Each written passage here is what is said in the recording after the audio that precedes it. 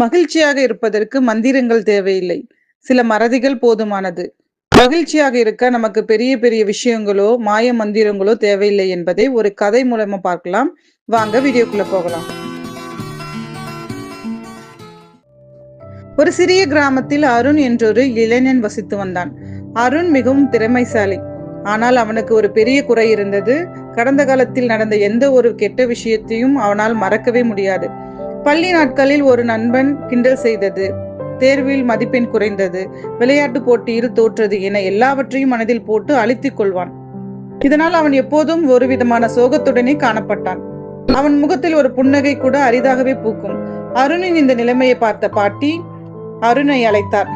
அருண், உன்னிடம் ஒன்று கேட்க வேண்டும் என்றார். சொல்லுங்கள் பாட்டி என்றான் அருண். பாட்டி தன் கையில் ஒரு மயிலிறகை வைத்துக் கொண்டிருந்தார். அந்த மயிலிறகு உனக்கு எதை கொடுக்கிறது என்று கேட்டார். அருண் குழப்பத்துடன், அழகான நிறங்கள், மென்மையான உணர்வு பாட்டி என்றான். சரியாக சொன்னாய். இந்த மயிலிறகு ஒரு மயிலின் உடல் பாகம்.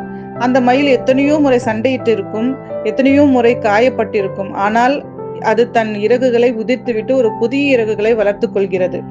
பழையதை மறக்கிறது. அதுபோலத்தான் நம் மனதும் என்றார் பாட்டி. அருண் பாட்டியின் பேச்சை கூர்ந்து கவனித்தான். பாட்டி தொடர்ந்தார். நம் மனதில் ஒரு குப்பை தொட்டி இருப்பதாக வைத்துக்கொள். அதில் எத்தனையோ கெட்ட நினைவுகள், ஏமாற்றங்கள், கசப்பான அனுபவங்கள் என எல்லாவற்றையும் போட்டு நிரப்புகிறோம். அதை அவ்வப்போது காலி செய்யவில்லை என்றால் அந்த குப்பை தொட்டி நிறைந்து துர்நாற்றம் வீசும். அதுபோலத்தான் நம் மனமும். தேவையில்லாத நினைவுகளை நாம் வெளியேற்ற வேண்டும். சில மறதிகள் தான் மனதின் குப்பை தொட்டியை காலி செய்யும் மந்திரம். மந்திரம் தேவையில்லை, மறதியே போதுமானது என்ற பாட்டியின் வார்த்தைகள் அருணின் மனதில் ஆழமாக பதிந்தன. அன்று முதல் அருண் தேவையில்லாத கடந்த கால நினைவுகளை பற்றி யோசிப்பதை தவிர்த்தான். ஏதேனும் ஒரு கெட்ட நினைவு வரும்போது அதை மயிலிறகு போல மெதுவாக தள்ளிவிட்டு நிகழ்காலத்தில் கவனம் செலுத்தினான். கொஞ்சம் கொஞ்சமாக அருணின் முகத்தில் புன்னகை மலர்ந்தது. அவன் மகிழ்ச்சியாக வாழ ஆரம்பித்தான்.